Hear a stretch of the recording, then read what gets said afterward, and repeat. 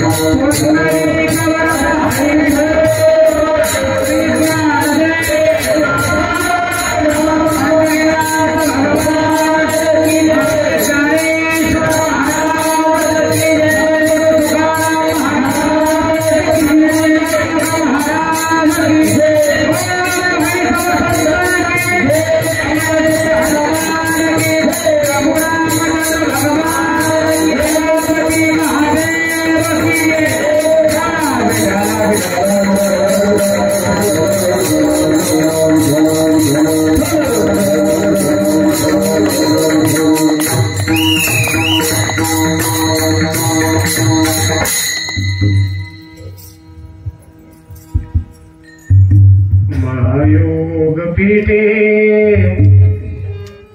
तटे भीमरथ्या वरं पुंडरीकाय दातुं समागततिष्ठन्तमानन्दस्कन्दं परब्रह्मलिङ्गं भजे पांडुरंगा गुरु प्रथम मन दुसरे चरण संतांच्या त्यांच्या कृपादाने कथेचा विस्तारो बाबाजी सद्गुरुदास नमो ज्ञानेश्वरा निवृत्ती उदारा सोपान देवा मुक्ताबाई नमो त्रिभुवन पावने अंतत्रय जनने देवाची जयांची केलिया स्मरेण होय सकळ विद्यांची अधिकरेण तेची बंधू श्री चरण श्री गुरुंची ते नमस्कारो ऐसे नमन करुणे सकला हरिकथा बोले भोपडिया बोला आज्ञान व्यापया माया चालही सकला नामा म्हणे मस्तक हे पाया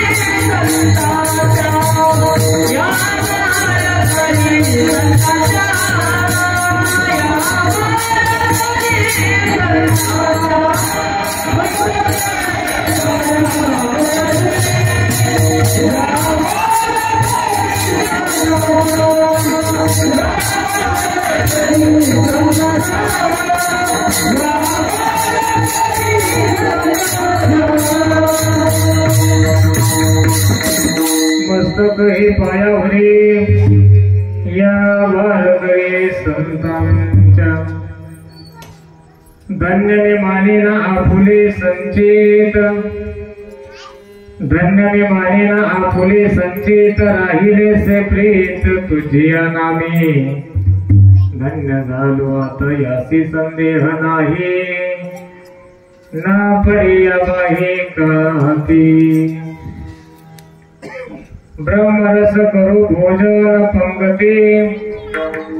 ब्रह्मरस करू भोजन पंगती संतांचे संगती सर्व काळ धन्य झालो आता यासी संदेह नाही ना पडे या बाहे कळहती तुका म्हणे पोट झालीचे न ताई तुका म्हणे पोट झालीचे न ताई खादलीची खाय आवडीने धन्य झालो आता यासी संदेह नाही ना पडिया बाई काळहती विठाला विठाला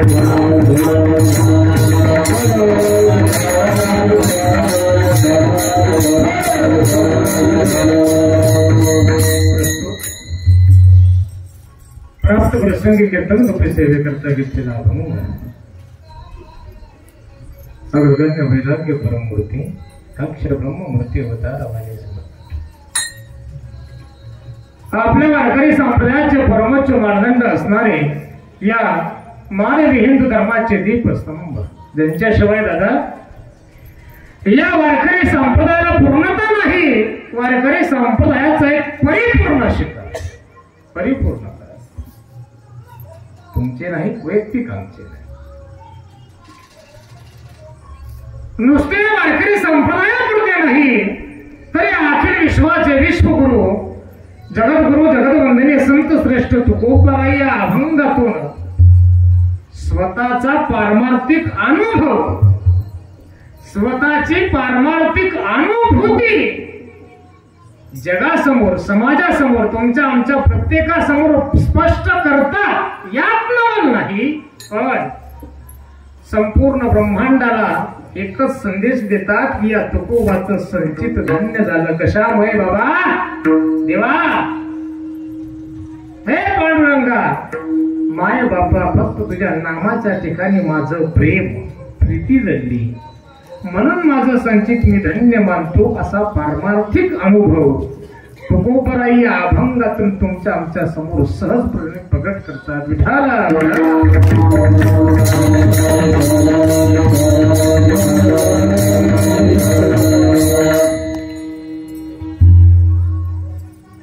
अभंगाला सुरुवात करण्यापूर्वी थोडासा प्रयास द्यायचा तो म्हणजे असं आनंद कंद सच्चिद आनंद घन परात्पर पूर्ण प्रकाश जगदाधार रुक्मिणीकांत पांडुरंग विठ्ठल भगवान परमात्म्याच्या कृपेने साधू संतांच्या आशीर्वादाने तुम्हा सर्व मायबाप जनता जनार्दन सर्वांच्या आर्थिक सहकार्याने वैकुंठवासी हरिभक्त परायण लक्ष्मण महाराज अमोनेरकर यांच्या कृपाशीर्वादाने आणि गावातील संपूर्ण भजनी मंडळ या भजनी मंडळाच्या कुशल मार्गदर्शन आणि नेतृत्व या सर्वांचा सहयोग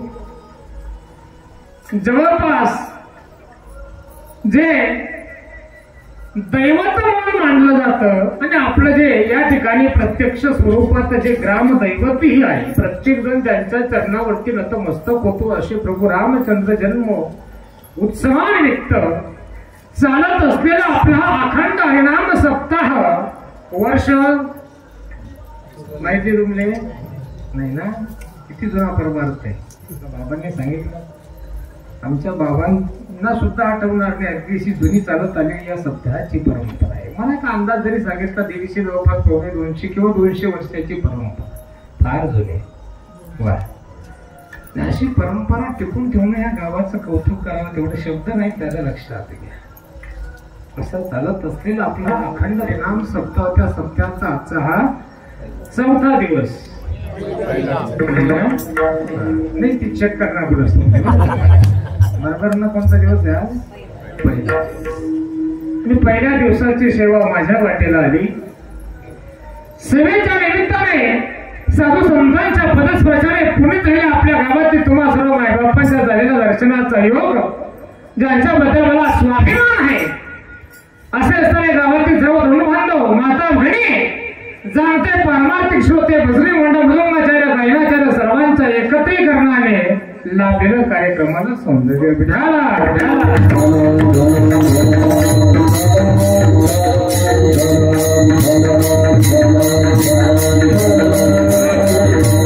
सुंदर वातावरणाने सर्व भजनी मंडळ आपल्याच या गावातील लक्षात घ्या. या बाबड्यातली संपूर्ण भजनी मंडळ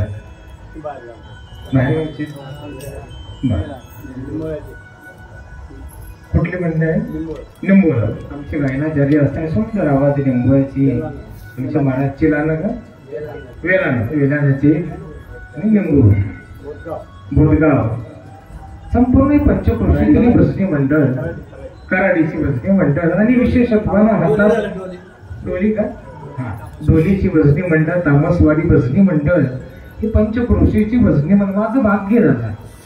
जवळपास 4-5 किंवा 5-6 खेड्यातून अगदी आलेली ही संपूर्ण भजनी मंडळ का माहितीये, या पारमार्थिक क्षेत्रातील अगदी व्यापकता निर्माण करणारे आणि परमार्थाला एक व्यापक स्वरूप देणारे कीर्तनकार नाहीत आज कोण आहे, ही भजनी मंडळ. या भजनी मंडळांमुळेच गावातला परमार्थ हा टिकून आहे. खरं सांगतो दादा, इथं वक्ता कोणी उभा करा, सहज बोलून जाईल, पण मागं जर ही मंडळी नसेल ना दादा, का माहितीये, गावात जर जन्माला कुणी आता बारशाचं भजन चला भजनी मंडळाकडे, कोणी गेलं तर कुठं जाता आहे की नाही.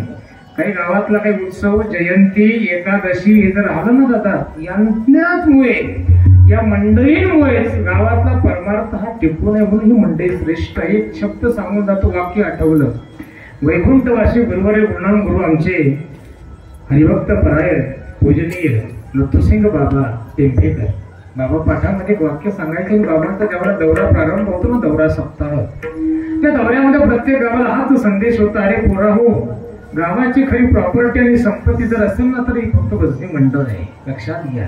आणि परमार्थ जर व्यापक स्वरूप द्यायला सर्वात जास्त अधिकारी मंडळ ही भजनी मंडळ. आणि मृदुंगाच्या अगदी मूर्ती लहान पण कीर्ती महान. का माहितीये, मी ही मृदुंग क्षेत्रातला विशारद आहे, म्हणून मला अगदी त्याचं ज्ञान कळालं की हातात अगदी गोड, इतकं गोडवा आहे की एवढ्या लहान वयामध्ये सुद्धा एवढी तयारी आणि भविष्यामध्ये किती तयारी, याचा मी जवळपास हा विचार करत होतो. अशी हरिभक्त परायण असणारे श्री सिद्धेश्वर वारकरी पाठशाळा तामसवाडी, सुंदर असा आमचे लहान गुरुबंधू यांचा सुंदर असा हात आहे. त्याचप्रमाणे आमचे या ठिकाणी उपस्थित असणारे आपल्याच पंचक्रोशीतील कराडीचे जे अगदी देहूला आपल्या गाथा मंदिरामध्ये उले बाबांच्या वारकरी शिक्षण संस्थेमध्ये अध्ययन घेत आहेत, असे असणारे आपले हरिभक्त परायण काय ना सुमित महाराज यांची या ठिकाणी उपस्थिती. चोपदार बाबा पा, खरं चोपदार पाहिजे तर असे चोपदार पाहिजे, नाही का, नाही तर असं चोपदार राहतच काय की गाव ना हवा येतं नाही, त्यातले जेसीबी जरी लोटा तरी आला म्हणते, खरं रुबाबदार चोपदार आहे की नाही.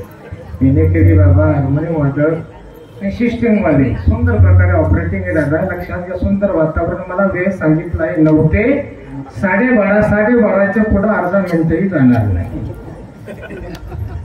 चालेल का? माहित नाही म्हणून नाही काही. हा 8 दिवस जाणलं मी जायचं आहे की नाही, कथा चालू होती. खरंच परमार्थच चांगला आहे. जसं तुमचं भाग्य अगदी 15 वाडा हा संपूर्ण तुमचा परमार्थामध्ये जातोय का. पहा तुम्ही 3:30 मुहूर्तातला एक मुहूर्त गुढीपाडवा, आणि आज ज्यांची पुण्यतिथी अगदी ज्यांना भक्ती क्षेत्रामध्ये प्रेममूर्ती म्हटलं जातं, आणि पुढे तुम्ही भगवान प्रभू रामचंद्रांचा जन्म महोत्सव, पण असा त्रिवेणी संगम तुम्ही साधताय त्या परमार्थिक जीवनामध्ये. तुमच्यासारखे भाग्यवान या जगात दुसरी कोणीच नाही दादा. विठाला विठाला.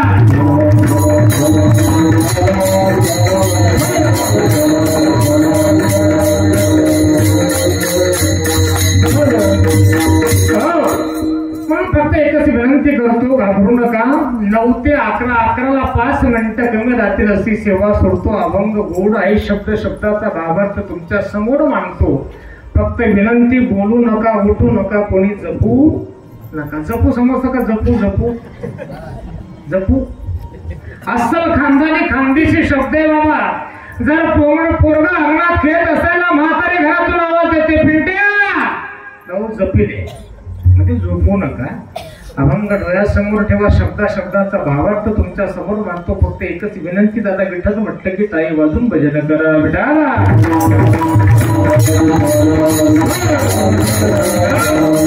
या ब्रह्मांडाच्या मालकाचे, या जगाच्या बापाचे, या विश्वाच्या कर्त्याचे तुमच्या आमच्यावरती दादा फार अगणित असे उपकार आहेत. कोणते उपकार आहेत की जगाच्या बापानं आपल्याला या वर्षी किंवा मागच्या वर्षी एखाद्या पिकाला चांगला भाव दिला, म्हणून ते पीक आपल्याला जवळपास 4-5 लाखाचं झालं, म्हणून आपल्या घरात आर्थिक भरभराटी झाली, म्हणून उपकार कार्य नाही रे बाबा. लग्न झाल्यानंतर जवळपास 12 वर्षाचा कालावधी लोटला आणि घराच्या वंशाचा दिवा वाढवावा म्हणून एखादा पुत्र संतान या देवानं दिलं, म्हणून आपण भाग्यवान कार्य नाही रे बाबा.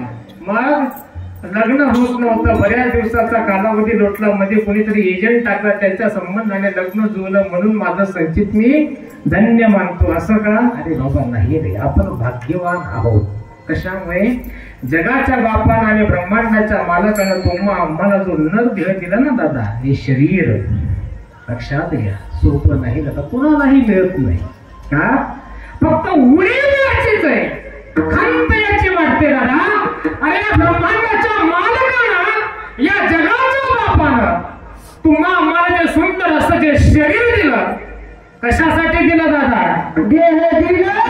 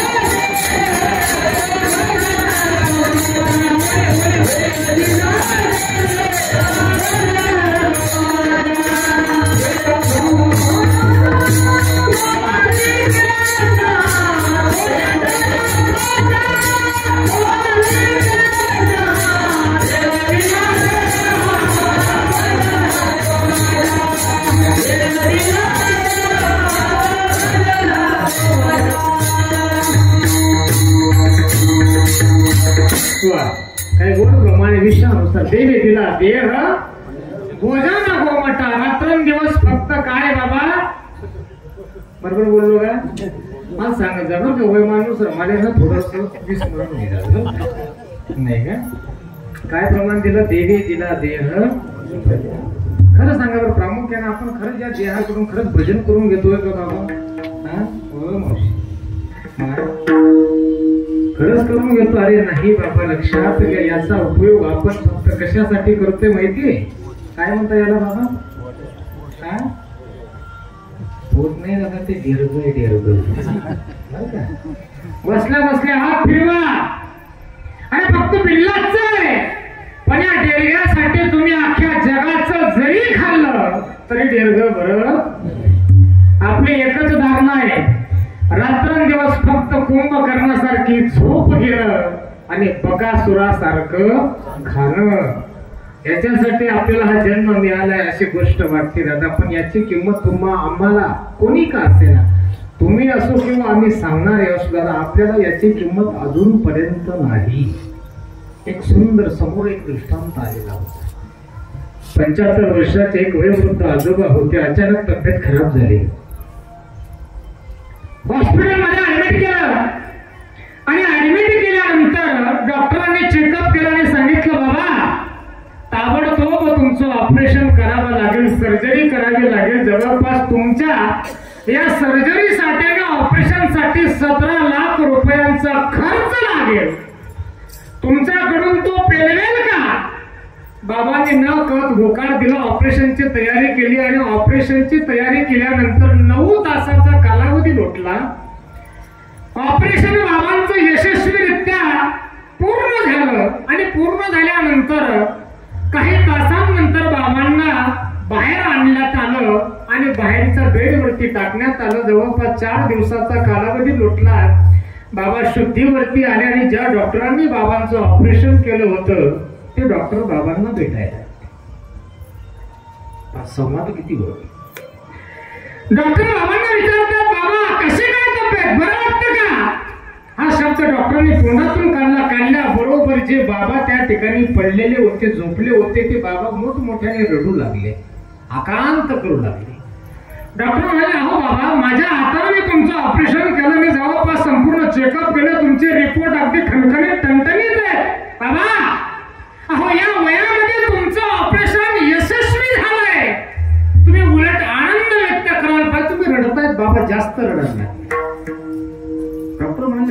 तरी काय. अहो बाबा रडू नका, हात जोडतो विनंती करतो बाबा, जर तुम्ही असंच रडला तर आता ऑपरेशन झालंय त्या ऑपरेशन वरती ताण पडेल आणि जे टाके टाकले ते टाके तुटतील बाबा, तुम्ही शांत राहा, रडू नका. बाबा जास्त रडायला लागले. डॉक्टरांच्या लक्षात आला पण 17 लाख रुपये बाबांना खर्च सांगितला. पेलवत नसेल, रक्कम जास्त आहे म्हणून डॉक्टरांनी त्या ठिकाणी सहानुभूतीने बाबांना सांगितलं, बाबा अहो पैशांची काळजी करू नका, 17 लाखातले 2 लाख माझ्या वैयक्तिक पैशाने मी तिथं टाकतो, पण बाबा तुम्ही शांत राहा. बाबा जास्त रडायला लागले. डॉक्टरांनी शेवटी विचार केला, बाबा 2 लाख पेक्षा मी काही कमी करू शकत नाही. आता त्या ठिकाणी डॉक्टरांनी शेवटी हात जोडून विनंती केली, अहो बाबा तुम्ही तब्येत सांभाळा, शांत राहा. बाबा शांत झाले. शांत झाल्यानंतर त्या डॉक्टरांचा आणि त्या बाबांचा एक संवाद इतका गोड वर्णन केलेला आहे दादा. बाबा शांत झाल्यानंतर त्या बाबांना डॉक्टर विचारतायत, बाबा अहो मी तुम्हाला एवढी विनंती करून तुम्हाला शांत राहण्याचं सांगत होतो, पण तरी तुम्ही रडत होता. अहो तुमचं रडण्याचं कारण काय ते तरी मला सांगा, काय त्रास होते तुम्हाला, काय अडचण काय. त्यावेळेला त्या बाबांनी इतकं गोड उत्तर दिलं झालं. ते बाबा म्हणतायत, डॉक्टर साहेब अहो साहेब आज मला या गोष्टीचं रडू येतंय. अहो तुम्ही या पायाच्या नखापासून तर डोक्याच्या केसापर्यंत या संपूर्ण शरीराचा सांभाळ किती दिवस केला? फक्त 7 दिवस केला. 7 दिवस तुम्ही या शरीराचा सांभाळ केला. तुम्ही माझ्याकडून 17 लाख रुपये घेताय. मला पैशांचं नाही म्हणत डॉक्टर साहेब. अहो 17 दिवस 34 लाख रुपये तुम्ही सांगितले असते तरी मी देण्यासाठी समर्थ होतो. पण आज मला या गोष्टीचं रडू येते की पायाच्या नखापासून तर या डोक्याच्या केसापर्यंत आईच्या उदरातून जन्म घेतल्यापासून तर शेवटी 4 लोकांच्या खांद्यावरती जाण्यापर्यंत या संपूर्ण शरीराचा सांभाळ ज्या माझ्या देवानं आजपर्यंत केला साहेब, अहो त्या माझ्या देवानं, माझ्या परमात्म्यानं माझ्याकडे आजपर्यंत 1 रुपया सुद्धा मागितला नाही साहेब. मला त्याचं रडू येत आहे. लक्षात घ्या, किंमत याची त्याला आपल्याला नाही. आपण फक्त झोपेमध्ये आहोत, भरोसा नाही. मला तुम्ही 11ची वेळ दिली दादा, पण मी 11 पर्यंत बोलू शकणार का याची गॅरंटी मला नाही दादा.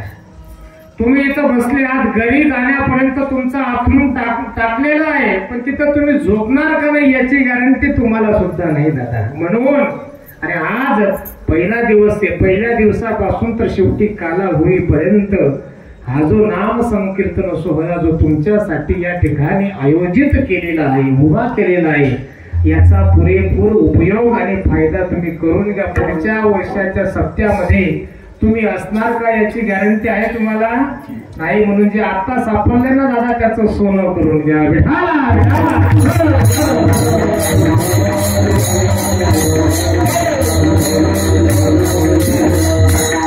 पारमार्थिक लोकांनाही अनुभव येतात आणि संसारिक लोकांनाही अनुभव येतात. एक कोटी फार सुंदर सांगितलेली झालं. काय? अरे संसारातले अनुभव माणसाला दुःख देणारे अनुभव आहेत, दुःखजन्य अनुभव आहेत. आणि असे संसारातले अनुभव 4 चौघांना आणि समाजाला सांगणं शास्त्रामध्ये याला दूषण म्हटलंय. शब्दाकडे लक्ष ठेवा, दूषण म्हटलं. दुसरीकडे पहा, दुसरी बाजू आहे. परमार्थातले अनुभव हे माणसाला सुख आणि आनंद देणारे अनुभव आहेत. आणि असे सुख आणि आनंद देणारे अनुभव 4 चौघांना सांगणं आणि समाजाला सांगणं त्याला शास्त्रामध्ये दूषण म्हटलेलं. संसारातले अनुभव पहा, संसारातले अनुभव आजपर्यंत पिढ्या आणि दर पिढ्या चालत आलेली परंपरा की जवळपास आपल्या पूर्वजांनी, आपले वडील असतील, बाबा असतील, पंजा असतील, त्याच्यापेक्षा पुढची पिढी प्रत्येकाने संसाराचा अनुभव आजपर्यंत तुम्ही आम्हाला सांगत आणलेला. इथपर्यंत आपण आलो. खरं सांगा, सुख मिळालं का आपल्याला? काय दुःखजन्य अनुभव आहे, पण परमार्थातला तसा अनुभव नाही झाला. काय? अरे परमार्थातला अनुभव पहा. ज्या वेळेला आमचे कैवल्य साम्राज्य चक्रवर्ती विश्व मारून ते सम्राट ज्ञानोबरांच्या कंठाला आजा वृक्षाची मुळी लागली महाराज. मावळ्यांना एवढ्या वेदना होऊ लागल्या. त्यावेळेला मावळे पैठण क्षेत्रामध्ये असणारे नाथ महाराज नाथ बाबांच्या स्वप्नात गेल्याने सांगितलं, महाराज माझ्या कंठाला आल्या वृक्षाची मुळी लागली, महाराज खूप वेदना वाटतात, कृपा करून तेवढी मुळी थोडा महाराज. नाथ बाबांनी त्याच रात्री पैठण सोडलं, आळंदीला आले, माऊलींचं समाधीस्थान पाहू लागले. सापडत होतं घनदाट जंगल, अरण्य होतं, करावं काय. नामदेव महाराजांचं वाङ्मय पाहिलं आणि नामदेव महाराजांनी लिहिलंय, उठवला आनंदी शिवाचा ढवा उगवली सिया विवरा. शब्द नामदेव महाराजांचे. नाथ बाबांनी पाहिलं आणि त्या ठिकाणी भगवान सिद्धेश्वराचं मंदिरासमोर नंदी बाजूला केला की माऊलींच्या समाधी स्थानामध्ये जाण्याचा मार्ग नाथ बाबांनी बाजूला केला. समाधी स्थानात प्रवेश केला आणि माऊलींच्या कंठाला लागलेली आर्यन वृक्षाची मुळी नाथ बाबांनी स्वतःच्या हातानं तोडली आणि तोडल्यानंतर जी खरी ज्ञानेश्वरी माऊलींजवळ त्या ठिकाणी होती ती ज्ञानेश्वरी नाथ बाबांनी स्वतः घेतली आणि नाथ बाबांनी तीच संस्कृत भाषेतली ज्ञानेश्वरी पुढे तुम्हा आम्हा सर्वांना कळावी याच्यासाठी तिचं रूपांतर मराठी भाषेत केलं. लक्षात घ्या. आणि हा अनुभव ज्यावेळेला नाथ बाबांनी माऊलींना डोळे भरून पाहिलं, वरती आले, चार चौघांना सांगितला, समाजाला सांगितला. आता खऱ्या अर्थानं सांगा, असा अनुभव समाजाला आणि चार चौघांना सांगणं म्हणजे दूषण आहे का भूषण आहे? बाबा जपले का नाही ना? काय आहे? भूषण आहे का? अरे सुख देणार आहे, आनंद आहे, समाधान देणारा अनुभव आहे. म्हणून तुकोबरा त्यांच्या परमार्थिक जीवनातला अनुभव अनुभूती या अभंगातून व्यक्त करतात. पहा तुम्ही या अभंगामध्ये तुकोबरा एवढ्या स्वाभिमानानं सांगतात, अरे धन्य मी मानिन आपुले संचित. तुम्हाला ज्ञात आहे दादा का? अरे या महाराष्ट्राच्या मराठमोळ्या मातीमध्ये जे 252 संत झाले, त्या 252 संतांच्या यादीत एक संत जगद्गुरु तुकोबरा आहे. त्या तुकोबराचं संचित एवढं खराब, एवढं प्रतिकूल होतं महाराज का? अरे 252 संतांमध्ये सर्वात प्रतिकूल आणि खराब संचित माझ्या तुकोबरायांचं. तुकोबरायांना आठवण करून दिली. महाराज थोडं संचिताचा विचार करावा, थोडं मागे फिरून पहा तुम्ही. आणि काय झालं? संचित तुमच्या डोळ्यासमोर तुमचा तरुण मुलगा मरण पावला. पिता देखता पुत्र मरे, पुत्र देखोनी पिता जुरे. दुष्काळ पडला महाराज, दुष्काळ पडला. त्या दुष्काळाच्या सवलतीमध्ये एक पत्नी अन्न करता मरण पावली. संचित धन्य काय नाही? मम्माची बुवाने तुम्हाला काट्यांनी मारलं हो. संचित धन्य महाराज. हा शिवबा कसाच्या पत्नीला अरे उकाळतं पाणी अंगावरती टाकलं, संपूर्ण अंगाची दाह झाली महाराज. एवढं प्रतिकूल खराब संचित असताना सुद्धा तुम्ही म्हणताय धन्य मानिन आपुले संचित का? दोन प्रश्न निर्माण होतात. अगदी थोडक्यात तुला सांगतो, लक्षात घ्या. पहिला प्रश्न आहे संचित म्हणजे काय? तुकोबरा कोणत्या संचिताला धन्य म्हणतात? अर्ध्या मिनिटात त्याचा विचार करू. टाळी वाजून भजन करा.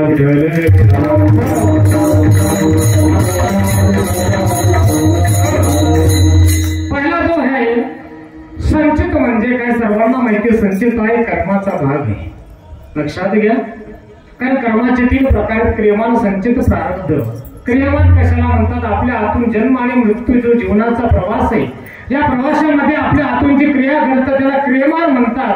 ती क्रिया घडल्यानंतर ज्याप्रमाणे आपण एखाद्या बँकेमध्ये पैशांची ठेव ठेवतो, बॅलन्स जमा करतो, त्याप्रमाणे आपल्या कर्मरूपी खात्यामध्ये केलेल्या क्रियेचं फळ जमा राहतं. आणि जमा झाल्यानंतर ज्या वेळेला ते परिपक्व अवस्थेला प्राप्त होतं ते आपल्याला व्याजासकट फेडावंच लागतं, भोगावंच लागतं. याला प्रारब्ध कर्म. आता तुम्हाला एक सहज बोलून जातो. मला एक सांगा, या कर्माचा कार्यभार, न्यायाचा कार्यभार पाहणारा मंत्री कोण आहे देवदेवतांच्या यादीमध्ये? माहिती कोणाला? कधी ऐकेल ते का? नाही. आपला मुख्यमंत्री, अर्थमंत्री, प्रधानमंत्री. तुम्ही राष्ट्रपती पासून तर काढला, पोलीस पाटील मग सर्व सांगते आम्हाला, सर्व पाठ आहेत.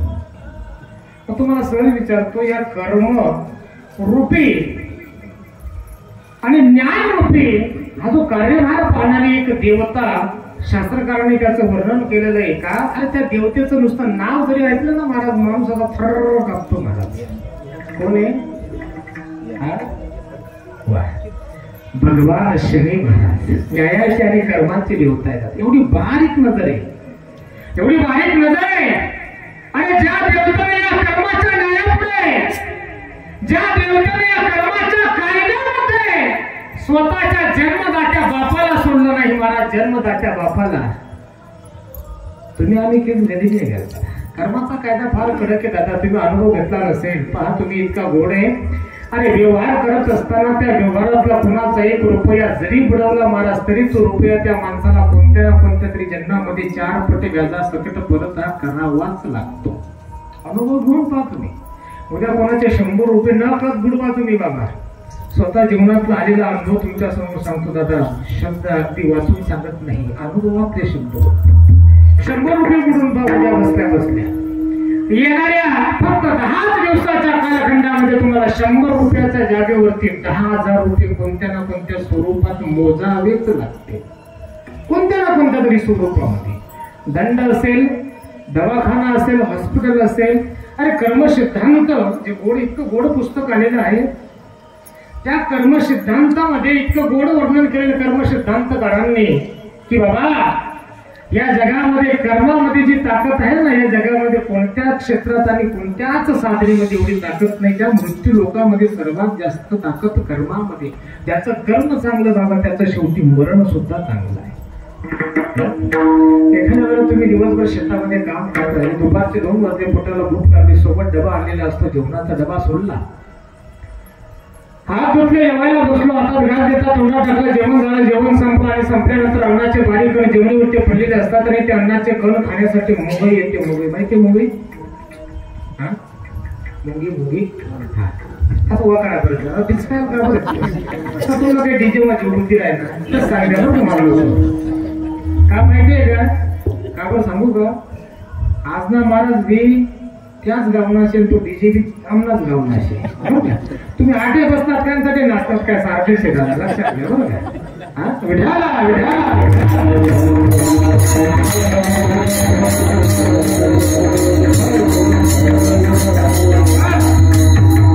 माहिती ना मुंगी? ती मुंगी तर अन्नाचं कण खाते आणि कण खात असताना चुकून जर आपल्या अंगावर चालले, आपल्या अंगाला जर तिने कडाखा घेतला, त्या मुंगीला आपण उचलतो, आपल्या हातावरती घेतो, आपल्या घरी आणतो, देवाऱ्यामध्ये ठेवतो, सकाळ संध्याकाळ तिची पूजा करतो, आरती करतो, नैवेद्य दाखवतो.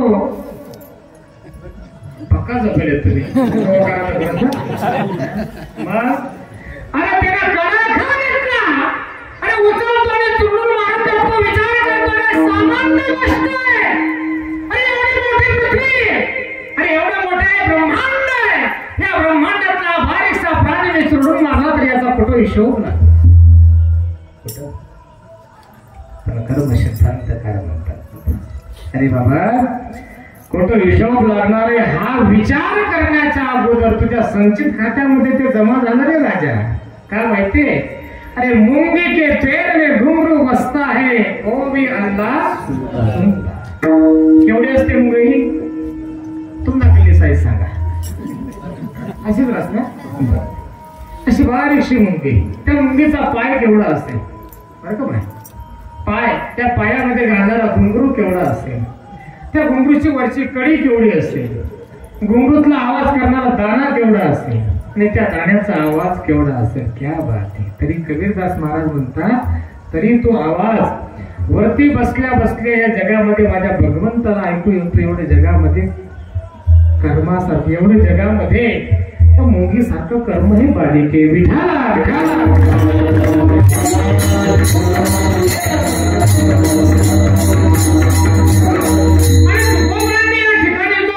संचित शब्द वापरले, या कर्माचा हा एक भाग आहे.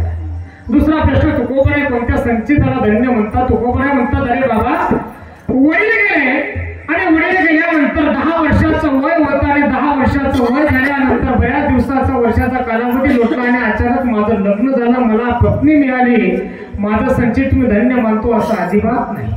दुष्काळ पडला, त्या दुष्काळाच्या सावलटीमध्ये एक पत्नी अन्न करता मरण पावली म्हणून मला लगेच दुसरी मिळाली म्हणून माझं संचित मी धन्य मानतो असं अजिबात नाही. एक मुलगा डोळ्यासमोर मरण पावला म्हणून मला लगेच देवाने दुसरा दिला म्हणून माझं असं अजिबात नाही. देवा या तुकोबाचं प्रेम आहे ना बायकोवरती अजिबात नाही. या तुकोबाचं प्रेम पैशांवरती मुळीच नाही देवा. आणि या तुकोबाचं प्रेम संसारावरती नाही. फक्त या तुकोबाचं प्रेम या जगामध्ये देवा फक्त तुझ्या नामाच्या ठिकाणी झालं. म्हणून माझं मी संचित धन्य मानतो अभंगाच्या प्रथमचरणावर. धन्य मी मानिना पुणे संचिता धन्य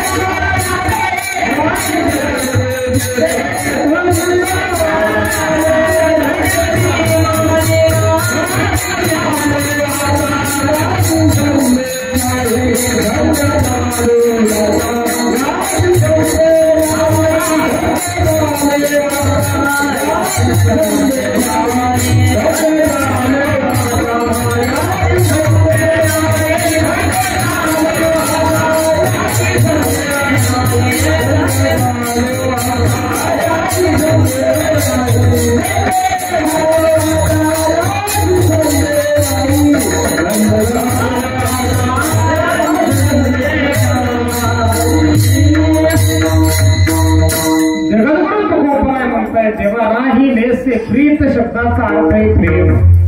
शब्द असता फार गोड येतो बऱ्याच. प्रीत म्हणजे प्रेम. देवा तुझ्या नामे तुझ्या नामाच्या ठिकाणी धन्य म्हणून धन्य मी मानिना आपुले संचित. का होतो गोपर आहे. भगवंताची चरण सेवा बाजूला केली, भक्ती बाजूला केली, स्वरूप सेवा बाजूला केली, भगवंताचं नामच का. त्यावेळेला माझ्या तुकोबरांनी ज्ञानोबरांकडे बोलू दाखवलं. का माऊली महावैष्णव ज्ञानोबरा हरिपाठामध्ये म्हणताय बाबा या जगामध्ये पृथ्वीपेक्षा पाणी व्यापक आहे, पाण्यापेक्षा वायू व्यापक आहे, वायूपेक्षा तेज व्यापक आहे, तेजापेक्षा गगन म्हणजे आकाश व्यापक आहे.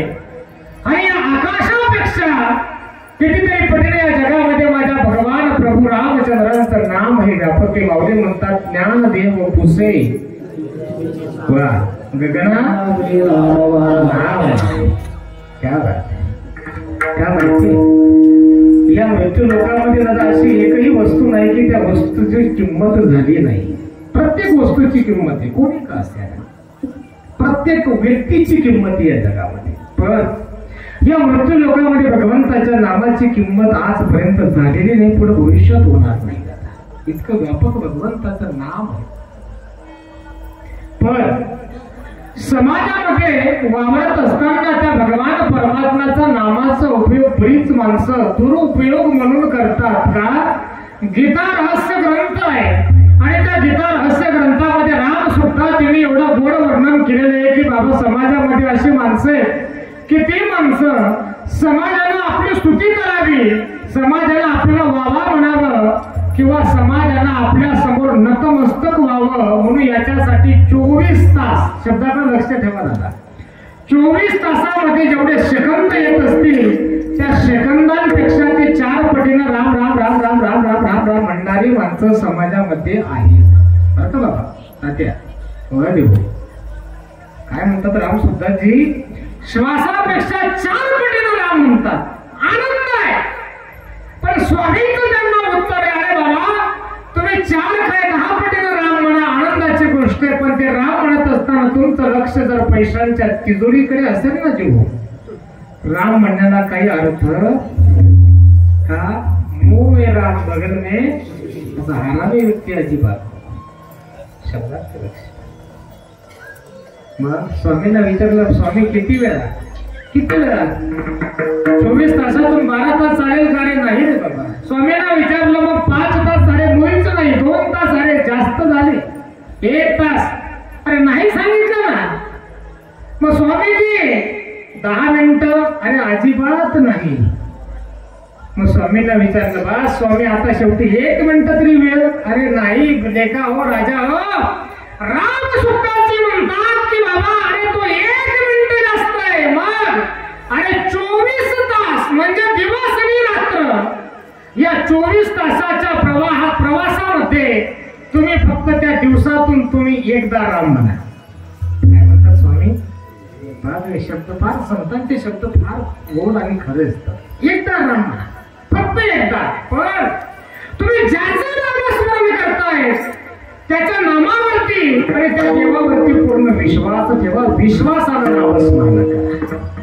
देखावा म्हणून परमार्थ अजिबात करू नका दादा. देखावा म्हणून नाही का, आता या वर्तमान काळामध्ये आताच्या काळात कॉम्पिटिशन म्हणून परमार्थ झालेला आहे की नाही? मला प्रामाणिकपणे एक सांगा, आजपर्यंत आपल्या गावातही भरपूर होते, आजपर्यंत कधी आपण महादेवाच्या मंदिरात गेलो होतो का? नाही. गेलो का? पहिलं होतं कधी काही काय नाही बिबट्या उडाला नाही ना. तिकडे सप्तमी समोर बा बर का, तिकडून पाकिस्तानला जरी गोळीबार केला तरी तिकडे बघू नका. का माहिती, एखाद्याची तरी मान वळली असं वाटतं ना, इथला जो होता त्याला एखादं असं वाटतं की कोरडी वीर पाडून डायरेक्ट आत्महत्या करा. खरं सांगू शपथ करून सांगतो, शक्य तुम्हाला गाव पडले काय होते तर सांगू माहिती होती फक्त गिरे वाजिता पाहिजे का उपरांचे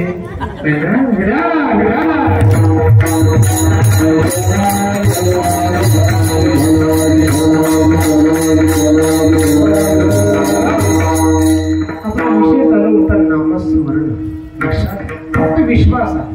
आता कॉम्पिटिशन म्हणून एक स्पर्धा झाली दादा का, अरे भगवान भोले बाबांच्या मंदिरामध्ये बऱ्याच मंडळींना हे माहिती नव्हतं भोले बाबांची पिंड कशी असते आहे की नाही, हे माहिती नव्हतं दादा. पण जेव्हापासून पंडित प्रदीपजी मिश्रांची शिव महापुराण कथा प्रारंभ झाली दादा, अरे एवढी गर्दी एवढा भाव की सर्व देव बाजूला झाले. आता फक्त कोण, 1 लोटा जल नवर सब समस्या का हाल. लक्षात घ्या, आम्ही देवाला कीर्तन करून जातो ना बरं का, रात्रीच्या 12, 12:30, 1 वाजता माझ्या माता माऊली हातात पूजेचा ताट आणि तांब्या घेऊन महादेवाच्या मंदिराकडे जाताना दिसतात रात्री. आणि विचार करतो, एवढ्या रात्री महादेवाच्या मंदिरात सहज विचारला एका मावशीला, वळण आहे कुठं चालल्या म्हणजे महादेवाच्या मंदिरात एवढ्या रात्री, म्हणजे भाऊ कोरा महादेव सापडा. कोरा तुम्हाला गेली कोरा मानवलं असं करू नका. मला एक खरं सांगा, तुम्ही कीर्तन संपल्यानंतर गार झोपले आणि रात्रीच्या 2 वाजता अचानक कोणीतरी पाण्यानं तांब्या भरलेला असतो, पाण्यानं भरलेला तांब्या तुमच्या तोंडावर टाकलं की असं वाटतं गार वाटतं आहे की थंडगार वाटतं का?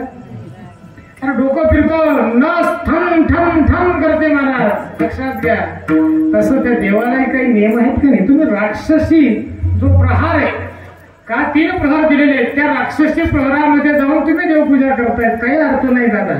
तुम्ही शिव महापुराण कथा नुसतं ऐकताय, त्यातला अर्थ तुम्हाला अजूनपर्यंत कळाला नाही. पहा तुम्ही जे पंडितजी शिव महापुराण कथा करतात ना, त्या शिवमहापुराण कथेमध्ये पंडितजी आजपर्यंत एक श्लोक बोलत नाही. शिवमहापुराण कथेतला एक श्लोक सांगत नाही. पण त्यांची कथा तुम्ही बारकाईने असं केल्यानंतर असं होईल, असं केल्यानंतर तसं होईल हे ज्या वेळेला सांगतात, पण शेवटी त्याचा सारांश असतो. शेवटचा दिवस महत्वाचा आहे. काय ते सांगतात की मी जेवढे उपाय सांगितले पण हे करत असताना तुम्ही काय करा, विश्वासानं करा. विश्वास महत्वाचा आहे बरं का. महाशिवरात्रीच्या दिवशी जर जिभून 51 लिटर दूध भोलेनाथाला दिलं ना, रामभाऊ 101 लिटरची तयारी करतो बरं का बाबा. रामभाऊ जर 101 दिलं, लगेच आप्पासाहेब तिकडे 201 ची तयारी करतात. कॉम्पिटिशन स्पर्धात्मक भक्ती झाली दादा. तेच पंडितजी काय म्हणतात, अरे तुम्ही दुधामध्ये वाळलेल्या गवताची काडी बुडवा आणि त्या काडीला जेवढं दूध चिटकलेलं असेल तेवढं दूध तुम्ही त्या भोले बाबाला अर्पण करा आणि विश्वासाला फक्त एकदा आवाज तर द्या, ओम नमः शिवाय, हर हर महादेव, एवढा आवाज तर द्या.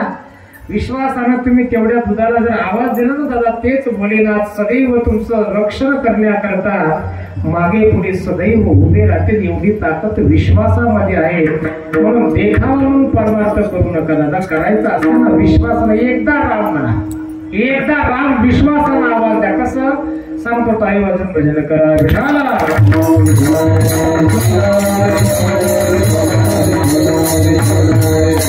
धुंधुर मासाचा महिना आला, धुंधुर मास बर का. आणि धुंधुर मासाचा महिना आल्यानंतर शास्त्रकार असं म्हणतात की या धुंधुर मासाच्या महिन्यामध्ये आपण आपल्या आवडत्या व्यक्तीला त्याच्या इच्छेप्रमाणे जर भोजन दिलं, ते भोजन भगवान परमात्म्याला दिल्याचं पुण्य आपल्याला प्राप्त होतं. आता धुंधुर मास जुना शब्द आहे, माहितीये कोणाला धुंधुर मास बाबा? कधी ऐकलं आहे? आपल्याकडे पोत्या राहायच्या का? पोत्या पांडव कथापर्यंत अशा पोत्या राहायच्या. तिथे एक वर्णन आलेलं आहे याचं. धुंधुर मास माहिती आहे आजी? मावशी नाही ऐकलं का? कधी व्हॉट्सअपले आहे ना, फेसबुकले, पेपर मार्क नाही का? पाहत नाही का? धुंधुर मास कशाला म्हणतात? ज्या महिन्यामध्ये माझ्या माता माऊलींचा महालक्ष्मीचा उपवास, तो महिना कोणता? मार्गशीर्ष. त्या महिन्याला धुंधुर मास म्हणतात, है ना? आपण माझी वय माझी वय हा किती गोड वाटतं आता, आहे का? पाहिजे तुला ते मास झाला, मी दात दिसतो ना पिठा गुडघे दुखतात बरोबर.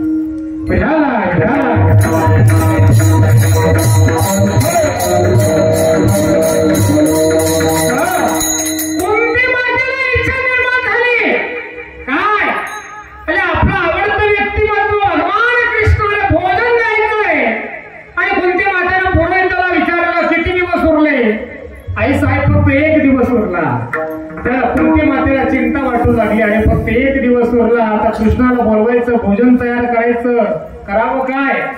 आता हा निरोप द्यायचा भगवान कृष्णाला. प्रस्ताव मांडला त्यावेळेला धर्माकडं, आणि कुंती माता धर्माच्या महालामध्ये गेल्याने प्रस्ताव मांडला, धर्मा काय आहे? अरे उद्याच उद्या भगवान कृष्ण जेवायला पाहिजे. आई वयाच्या मानाने थोडी वेळी झाली का? पण काय रे धर्मा, अरे कुठं राहिली असते ना, कुठं राहिली द्वारका? एवढा अंतर रात्रमध्ये पार करणं शक्य नाही. आई मनात आणू नको. कुंती माता माघारी फिरली, दुसरा प्रस्ताव मांडला अर्जुनाकडे, काय बाबा तुझा गांडीव धनुष्य काही निरोप पाठवू शकतो का? आई त्याच्याकडून सुद्धा शक्य नाही. परत माघारी फिरली, तिसरा प्रस्ताव नकुल सहदेवाकडे मांडला, का रे लेखा हो राजा हो काय आहे? अरे उद्याच्या उद्या भगवान कृष्ण जेवायला पाहिजे. आई माझ्या दादानं नकार दिला, माझ्या अर्जुनानं नकार दिला, आम्ही त्यांच्यापेक्षा काही श्रेष्ठ आहेत का? आई आमच्याकडून सुद्धा ते शक्य नाही. आईला वाईट वाटलं. म्हणतात सर्वजण कौतुक करतात की माझे 5 पांडव म्हणजे सर्व पराक्रमी, पण आज मी सांगते माझे 5 पांडवांसारखे एक आईची इच्छा पूर्ण करू शकत नाही म्हणून असे निर्दयी पुत्र जगात दुसरे कोणते नाही. का राग आला कुंती मातेला, पण शेवटी एक आशेचा किरण, थोडीशी आशा होती. कुंती माता भीमाच्या महालामध्ये गेल्याने भीम दादाला सांगितलं, भीमा काय आहे? अरे उद्याच्या उद्या भगवान कृष्ण जेवायला पाहिजे. दादा थांबले आणि विचार करू लागले, आई भेद काय तेवढा सांगते. त्यावेळेला आईला सांगितलं बासुंदी पुरी श्रीखंड गुलाबजामुन आम्रखंड. दादाच्या तोंडाला पाणी आलं. दादांनी विचार केला, हो म्हणायला काय हरकत आहे, हो म्हणायला काय हरकत आहे. आई नाही देवाला तर हा भीम काय कामाचा आहे, आहे की नाही. आई तू स्वयंपाक तर बनव, तू बनवतो खरी, जातो आणि आणतो कृष्णाला. त्या पांडव कथा ग्रंथामध्ये एवढं गोड वर्णन आलेलं दादा काय सांगावं. म्हणतात की कुंती मातेने डोळ्यामध्ये अंजन घातलं, अंजन, आणि रात्रभर जागरण करून स्वयंपाक केला. आणि त्या स्वयंपाकाचा सुगंध संपूर्ण हस्तिनापूर नगरीमध्ये पसरू लागला. काय चव असेल माझ्या मातीच्या हाताला, काय चव असेल. सकाळचे 5 वाजले. कुंती माता भीमाच्या महालामध्ये गेली. अरे भीम दादा कुंभकर्णासारखे तट्ट पडलेले होते. कुंती मातेला पायाला हात लावला. भीमाला सांगितलं, अरे भीमा उठ बाबा, केव्हा आणशील माझ्या कृष्णाला, जा उठ. भीमानं गोड उत्तर दिलं, आई साखर झोप आहे. माहितीये का साखर झोप कशाला म्हणतात, सगळ्याचा काकडाला नाही नाही, म्हणून म्हणतात काकडा काय करत म्हणे, वाकडं करत आहे काय. साखर झोप आहे. साखर झोपेमध्ये अजिबात उठवायचं नाही. मग रे भीमा 6 वाजता जातो आणि आणतो कृष्णाला. आईने विचार केला, माझ्या भीमाचं काही खरं नाही, केलेला स्वयंपाक वाया आला.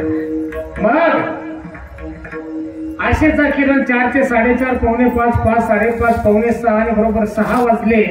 आणि शेवटी कुंती मातेनं भीमाच्या पायाला हात लावला. रे भीमा, अरे रात्रभर जागरण केले रे राजा, अरे सुंदर स्वयंपाक बनवलेला आहे. अरे इच्छा आहे, अरे शेवटची इच्छा आहे का काही मला सांगता येत नाही. अरे माझ्या हातानं माझ्या कृष्णाला भोजन द्यायचंय, अरे घास बनवायचा आहे कृष्णाला.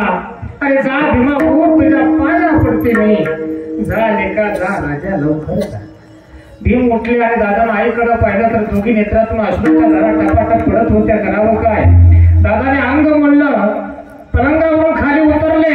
कोपऱ्यामध्ये गदा पडलेली होती, गदा खांद्यावर घेतली, महालाच्या बाहेर आले आणि अंगणामध्ये उभे राहून दादानं तीच गदा गर्र कशी फिरवली आणि वरती 500 फूट अंतरावरती आकाशामध्ये फेकली महाराज. आणि त्या गदीला पाहून भीमदादा आव्हान करतायत, काय, हे कृष्णा, हे वसुदेवा, जर या जगामध्ये तुझं नाम सत्य असेल आणि तुझ्या नामावर जर या भीमाचा विश्वास असेल तर इथं येऊन तुझ्या हाताने तू तिची ही गदा धरशील, नाहीतर याच गदेने माझ्या शिराच्या ठिकऱ्या होत्या. गदा 450 फुटावर, 400, 350, 300, 250, 200, 150, 100, 50, शेवटचे 10 फूट उंडा, 10 फूट अंतर, तेवढं 10 फुटाचं अंतर. कुंती माता दुरून गंमत पाहत होती. मातेने निश्चय झाला, अरे भीमाची गदा म्हणजे सोपी नाही, अरे ही गदा भीमाच्या डोक्यात पडणार आणि आज माझा भीम ठार होणार. गदा 5 फुटावर आली, अरे गदा शेवटी 2 फुटावर आली आणि भीमाच्या समोर लखलखीत प्रकाश पडला आणि माझा ब्रह्मांडाचा मालक भगवान श्रीकृष्ण परमात्माच्या जागेवरती प्रगट झाला. महाराज, जगाच्या बापानं स्वतःच्या हाताने ती गदा धरली, गदा बाजूला ठेवली. माझ्या कृष्णानं खांद्यावरचा पितांबर बाजूला घेतला आणि जगाच्या बापानं पहिल्यांदा, बरं का, पांडव प्रताप ग्रंथ पहा, पहिल्यांदा जगाच्या बापानं भीमाच्या कानपटीमध्ये सांग कशीने जोरात वाजवली. महाराज कृष्णानं हक्क होता देवा. त्यावेळेला भगवान कृष्ण भीमाला म्हणतायत, अरे भीमा, हा काय तुझा आनंदपणा आहे, अरे काय आनंदपणा आहे तुझा. भीमदादा म्हणतात, अरे नाही रे देवा, या भीमाचा हा आदंडपणा नाही, तर या भीमाचा तुझ्या नामावरती असणारा हा विश्वास. देखावा म्हणून परमार्थ करू नका, सोंग घेऊ नका दादा. का माहितीये, मी बोलून गेलो तुम्हाला, शेजारच्या जिवाने जर 2 धाम केले ना दादा, जिवूचे जर 2 धाम झाले ना, रामभाऊ इकडे 4 धामची तयारी करतो, 4 धामची, बरं का दादा. कॉम्पिटिशन झालेलं आहे, कॉम्पिटिशन अजिबात नाही. का माझे तुकोबराय सुद्धा संपूर्ण प्रेम देवाच्या, प्रीती देवाच्या नामावरती ज्यावेळेला तुकोबरायांनी जळली, फक्त एकच नामस्मरण मुखामध्ये, राम कृष्ण हरी विठ्ठल केशवा. 3 डोंगरावरती भजन करायचे. भंडारा भामचंद्र बोराडेश्वर केलात कधी, मारला चक्कर कधी, मुंबईला गोव्याला तुम्ही पक्का कधी घ्या जाऊन पहा. आणि ज्या डोंगरावरती माझ्या तुकोबरांनी परमार्थ आणि भक्ती केली दादा, अरे काय वैभव असेल त्या डोंगराचा बटणारा रामचंद्र घोराडेश्वर, मृत्यू लोकातला परमार्थिक क्षेत्रातला स्वर्ग त्याला म्हणतात दादा. तुकोबरा घोराडेश्वर डोंगरावरती होते आणि भगवंताचं भजन करत होते. पण त्या ठिकाणी भजन करत असताना तुकोबरांच्या ठिकाणी एक शंका निर्माण झाली. मी तर रामकृष्ण आणि विठ्ठल केशव नामस्मरण करतो, पण हे नामस्मरण केल्यानंतर मी धन्य होणार की नाही ही शंका तुकोबरांच्या ठिकाणी होती. पण ज्यावेळेला तुकोबरांनी सुद्धा संपूर्ण विश्वास ठेवून रामकृष्ण आणि विठ्ठल केशवा हे भगवंताचं नामस्मरण केलं, तुकोबरांच्या ठिकाणची शंका ही नाहीशी झाली. उलट ज्या संपूर्ण जगाला ज्या काळाचं भय होतं त्या काळाच्या हातून तुकोबरांची सुटका झाली. अभंगाचं दुसरं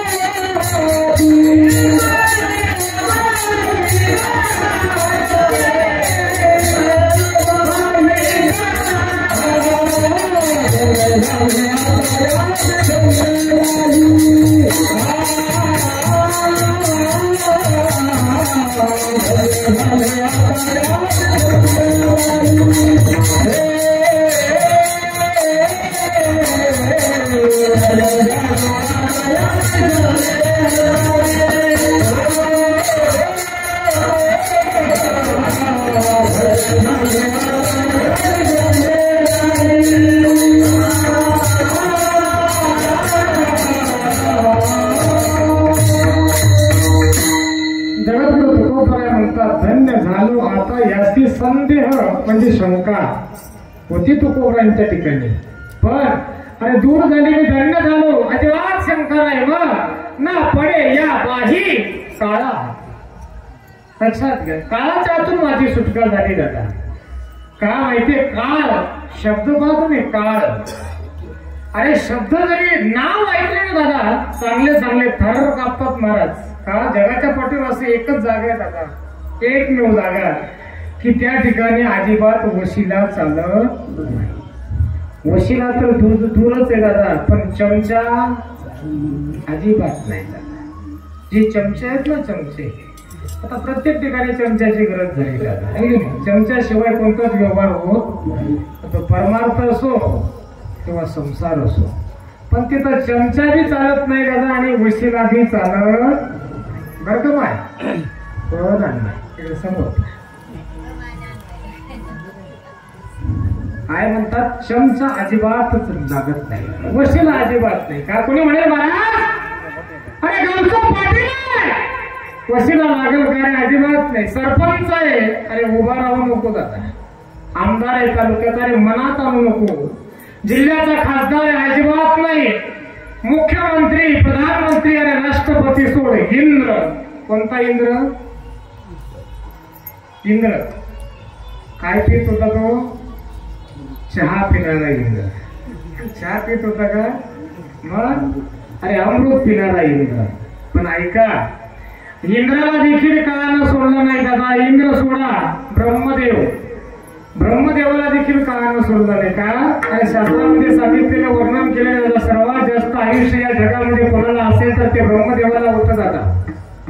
पण ब्रह्मदेवाला सोडलं नाही. मी नाही सांगत दादा, पुरावा आहे. ज्ञानोबरांची ओवी त्या ठिकाणी सादर केलेली दादा. मग पुण्याची पावटी सरेची इंद्रपणाची मुठी येऊ लागता माघारे. काळ कोणाला सोडलं नाही. आजपर्यंत एकच माहितीये की या जगामध्ये इंद्राला आणि ब्रह्माला जास्त आयुष्य आहे. पण अरे त्यांच्याही पलीकडे सर्वात जास्त आयुष्य त्या काळामध्ये होतं ना दादा, तर ते ऋषीमुनींना होतं. कोणतं? अरे 14 कल्प मार्कंडे आपले तरी रोम अशाचा एक रोम धडे बघत कालभ्याचे निमिष मोडे गेले ऐसे किती म्हणा. 14 कल्प मार्कंडे आपले. 14 कल्प कशाला म्हणतात तुम्हाला अगदी थोडक्यात गणित थोडा माहितीये. बाबऱ्या गावाचं जवळपास मी बऱ्याच दिवसापासून नाव ऐकलं होतं दादा. का? कारण या गावातील जी माणसं आहेत ना गणितामध्ये अगदी तज्ञ आहेत दादा. म्हणून मी तुम्हाला थोडंसं 2-3 गणित विचारतो बरं का दादा. पटापट उत्तर द्या, अजिबात घाबरू नका. तुमच्या घरी कोर्टामध्ये उभं करणार बरं का. युगांच्या कलयुग, द्वापारयुग, त्रेतायुग आणि सतयुग. कलयुगाचं आयुष्य 4,32,000 वर्ष. द्वापार युगाचं आयुष्य 8,64,000 वर्ष. त्रेतायुगाचं आयुष्य 12,96,000 वर्ष आणि सतयुगाचं आयुष्य 17,24,000 वर्ष. किती झाले? नाही थोडा टाइम द्या ना. लोकांना टाइम द्या. नोटा काय मोजता येते सही चिटके बघा त्याच्या अगदी दाबी मोजत चालू. मग काही चालू नका द्या. सगळ्या तरी कोणी आणता आले म्हणजे उत्तरे जातात. 43,24,000 वर्ष लोटल्यानंतर त्याचा एक महायुग होतो. हा शब्द गणित फार गोड सांगितलं साधू संतांनी निघाला. असे 1, 2, 5, 10 नव्हे 1,000 महायुग लोटले त्याचा एक कल्प होतो. असे 1, 2, 5, 10 नव्हे तर असे 14 कल्प लोटले तेव्हा मार्कंडे नावाचे ऋषी होऊन गेले दादा. त्या ऋषींना मरण यायचं एवढं आयुष्य त्या मार्कंडे ऋषींना होतं. 14 कल्प मार्कंडेया पुढे. रोमहर्ष ते रोमहर्षाचा रोमगडे रोमहर्ष नावाचे ऋषी होते. त्या ऋषींचा फक्त अंगावरचा एक केस गळत होता. केस. गणित आलं का लक्षात तुम्हाला? 14 कल्प लोटल्यानंतर मार्कंडे ऋषींना मरण यायचं आणि रोमहर्ष नावाच्या ऋषीचा अंगावरचा एक केस गळत होता. आता मला सांगा प्रत्येक माणसाच्या अंगावर किती केस असतात? आलं कधी? हा प्रश्न कधी आला? विज्ञानाला सुद्धा हे मोजता आलं नाही दादा. अरे का दादा? कुठंच नाही. आजपर्यंत तुम्हाला सर्च करून पाहिलं त्या ठिकाणी सुद्धा तुम्हाला त्या प्रश्नाचं उत्तर सापडणार नाही. पण ज्या ठिकाणी शब्द आहे का मोठ्यांचे शब्द आहेत, ज्या ठिकाणी विज्ञान संपतं तिथून आमचं शास्त्र चालू होतं दादा. लक्षात घ्या. शास्त्र विज्ञानाची पुरेपूर तत्वता जवळपास शास्त्राचा अगदी पुरेपूर तत्वता विज्ञानाला घेता आला नाही त्याचा लक्षात घ्या. का? अरे विज्ञान हे शास्त्राच्या आधारावर निर्माण झालेलं हे विज्ञान आहे. आता शास्त्र अगदी जुनं आहे. लक्षात घ्या. शास्त्राचा आतोनात अंत कोणी पाहू शकत नाही. का? तर या ठिकाणी वर्णन केलेल्या प्रत्येक माणसाच्या अंगावरती 3.5 कोटी केस असतात. ऐकलंय कधी? ऐका म्हणजे ना 3.5 कोटी केस प्रत्येक माणसाच्या अंगावर असतात. म्हणून तुम्हाला सहज विचारून जातो बाबा 14 कल्पाचा एक केस गळत होता. मग 3.5 कोटी केसाचे किती कल्प?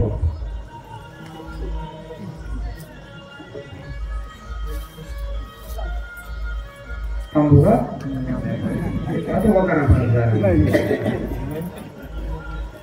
मागे पोटावर पाणी बसेल, काठवर बसेल, खुर्चीवर बसेल. बाबा तुम्हाला मन जरी उत्तर द्या ना मी नारदाच्या गाडीवर उभा आहे बरं का.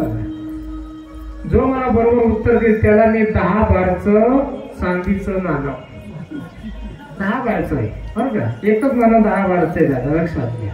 माझ्याकडून तुम्हाला अगदी सप्रेम भेट, उत्तर बरोबर पाहिजे.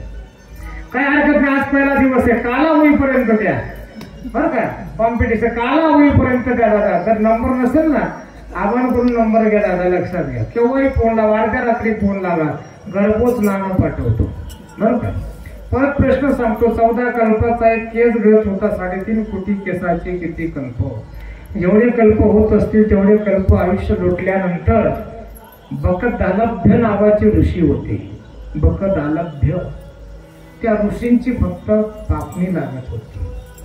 ते कोणाला सत्य पटणार नाही. अरे संतांचं वाक्य खोटं नाही, त्रिकालवादी, फक्त पापणी लागत होती. पण अरे एवढं आयुष्य ऋषीमुनींना होतं, पण त्या ऋषीमुनींना सुद्धा काळानं सोडलं नाही का.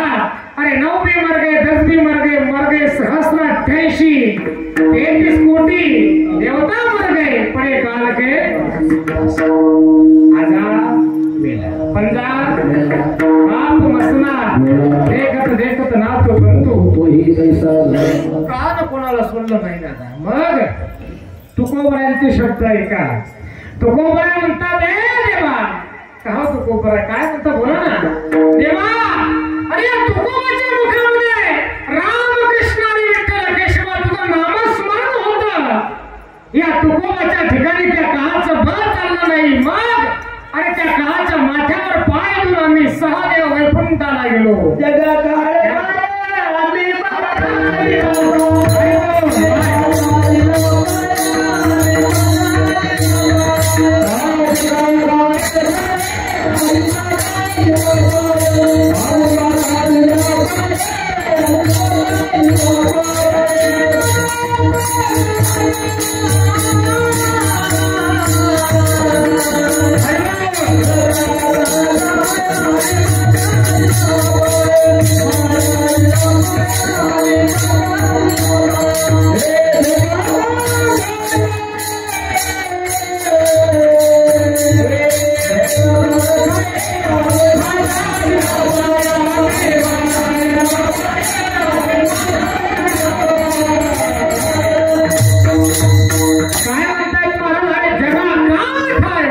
संपूर्ण जगाला जो काळ खातोय त्या काळाच्या माथ्यावर पाय घेऊन सहदेव वैकुंठाला गेलो देवा.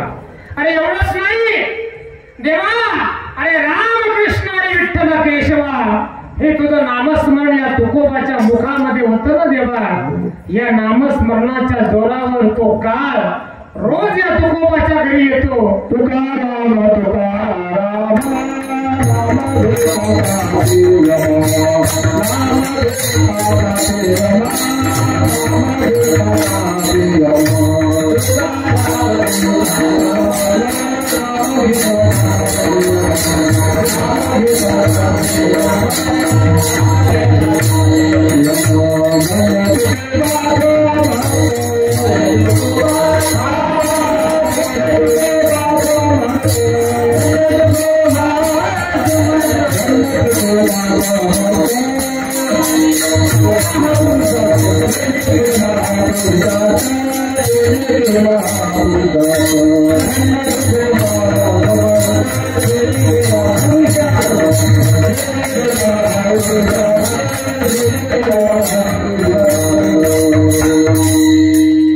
तुकाराम तुकाराम नाम घेता का माहितीये का कापायचा तो.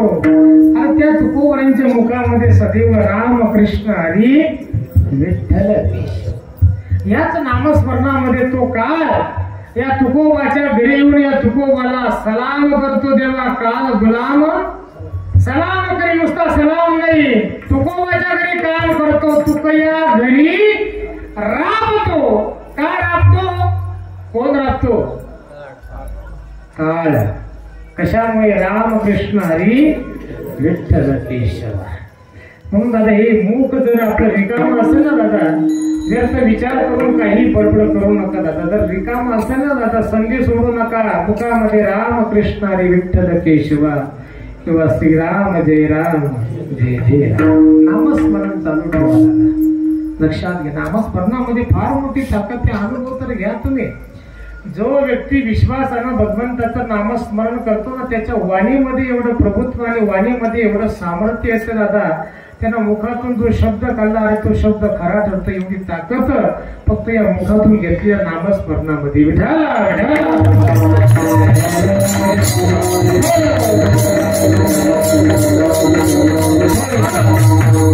ठीक आहे. तो गोपर आहे काळाच्या आतून तुमची सुटका झाली आम्ही मान्य करतो. पण सुटका झाल्यानंतर तुम्हाला लाभ कोणता झाला तो लाभ तरी आम्हाला सांगा. हेच मला अभंगाच्या तिसऱ्या जन्मात सांगतात.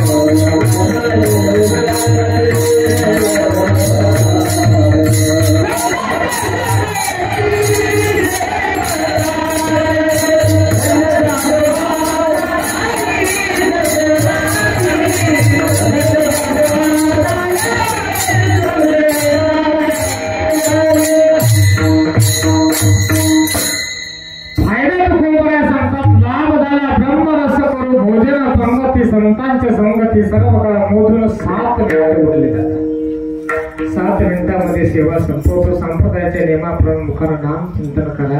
हाताने टाळी वाजवा. एवढी मंडळी असेल सर्वांनी प्रेमानं वरती हात करा दादा. पहिला दिवस आहे दादा नामस्मरणाचा दिवस आहे. आज नामाला फार महत्व आहे दादा. मागं बसलेले ओट्यावर बसलेले धाब्यावर बसलेले जिन्यात बसलेले दादा खुर्चीवर बसलेले जो वरती हात करणार नाही त्याला त्याच्या शेजारच्याची शपथ हो करतो.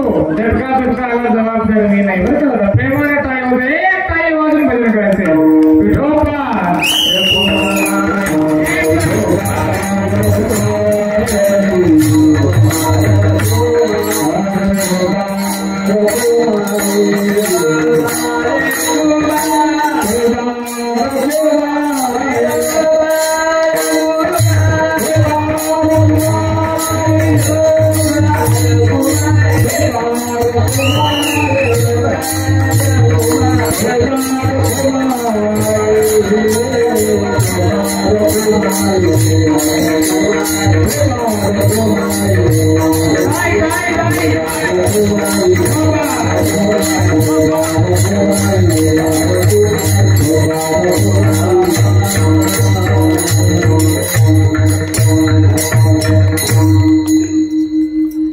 सेवा करा. काय म्हणतो रे? सेवा करा पण अशांची सेवा करा ज्यांच्या जवळ दयाही आहे आणि ज्यांच्या जवळ शक्तीही आहे. ब्रह्मांडाचा मालक असताना आपल्या पुढे ब्रह्मांड नायक अभिष भगवान परमात्मा त्या भगवान परमात्मा जवळ तुम्हाला आम्हाला उपदेश करण्याची भरपूर दया आहे. भगवंताजवळ शक्ती नाही ना. इकडे समोर माझ्याकडे 15 वर्षाचा अनुभव मला माहिती आहे. विठोबा रुग्ण झालं की सर्वजण भुक्का लावणारे जेवून कडे पाहतात. जे टाळकरी मंडळींना जे भुक्का लावतात त्यांच्याकडे पाहतात. मी बऱ्याच लोकांना प्रश्न विचारला अजूनपर्यंत मला समाधानकारक उत्तर मिळालं नाही. बऱ्याच मंडळींनी एकच उत्तर दिलं महाराज आमले बी चिंता रास. काय भुक्का लावणारे जे टाळकरी मंडळीच्या डोळ्यात मोड घालतील का नाकात मोड घालतील?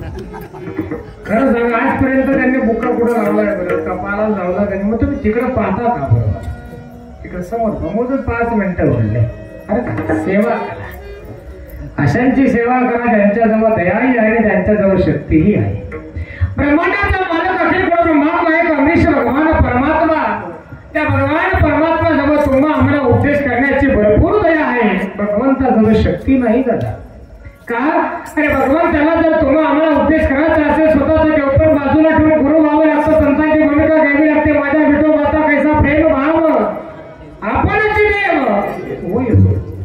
माऊली महावैष्णव ज्ञानोबा ज्ञानेश्वरमध्ये फार गोड वर्णन करतात. माऊली म्हणतात चंद्र देते चंद्रिका, शंभू देते अंबिका, संत देते विवेका सामर्थ्याची, चंद्र देते चंद्रिका. चंद्र देतेच चांगले असतात.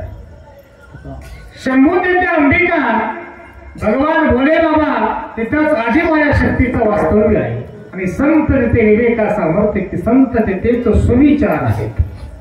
शब्द आहेत का? रावत येथे कटक, रावत येथे कटक, सौजन्य देते सोयरीक, वडी देते लहान सामर्थ्याची. काय शब्द रस्ता निर्माण केले असेल माझ्या माऊलींनी. राजा तेथे सैन्य आहे, प्रेम तेथे संबंध आहे, रावत येथे कटक, सौजन्य तेथे सोयरीक, म्हणजे प्रेम तिथे संबंध आहे. आणि वडी देते लहान सामर्थ्याची, आणि अग्नी देते जाण्याची दाहकता शक्ती आहे. त्याप्रमाणे गुरु देते ज्ञान, ज्ञान आत्मदर्शन दर्शनी समाधान आधी जायचे तेथे गुरु देते ज्ञान. आणि अशा गुरुच्या योग्य पदाला भूमिकेला प्राप्त होणारे जगाच्या पटावर एकच दादा त्यांना संत म्हणतात. सेवा करायची असेल ना दादा, एक वेळ आपल्याकडून देवाची सेवा नाही झाली चालत. काय बोललो मी? एक वेळ आपल्याकडून देवाची सेवा नाही झाली चालत, पण संतांचा उत्सव आणि संतांची सेवा कधी जीवनामध्ये सोडू नका दादा. का माहिती? कीर्तन झाल्यानंतर रात्रीच्या 12 वाजता अचानक तुमच्या घराचा दरवाजा कोणीतरी ठोकला महाराज. तुम्ही दरवाजा उघडला, डोळ्यासमोर दृश्य आहे. एकीकडे तुमच्या दरवाजाच्या बाजूला देव उभा, एकीकडे संत उभे. प्रामाणिकपणे उत्तर द्या, फक्त खोटं बोलू नका. देव आणि संत दोघ्या बाजूला उभे. तुम्ही डोळ्यांनी पाहिल्याबरोबर डायरेक्ट तुम्ही हे मस्तक कोणाच्या पायावर ठेवणार?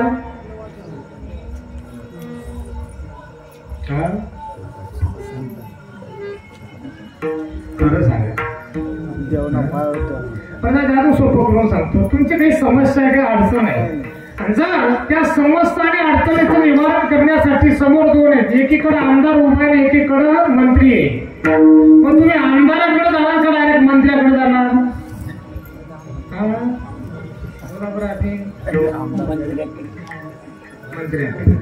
माहिती सर्व अधिकार कोणाजवळ आहेत? मंत्र्याकडे.